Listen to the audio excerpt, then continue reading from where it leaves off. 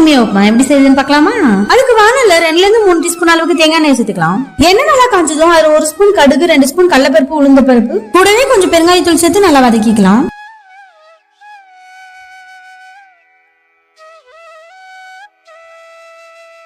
கலர்ல நல்லா சேஞ்ச் ஆனதும் அதுல 4 வெங்காயம், கருவேப்பிலை, 4-5 பச்சை மிளகாய், தேவையான அளவு உப்பு சேர்த்து நல்லா வதக்கிக்கலாம்.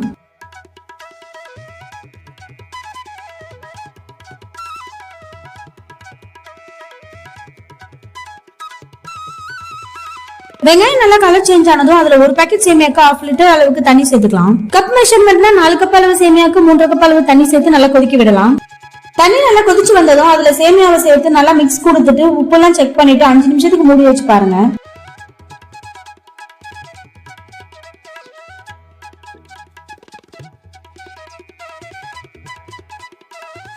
நல்ல உதிரி உதிரியான சேமியா ரெடி ஆயிடுச்சு. கூடவே தேங்காய் சட்னி கூட செஞ்சு கொடுத்து பாருங்க. பாப்பா இதை விட வேற என்ன வேணும்னு இருக்கும்.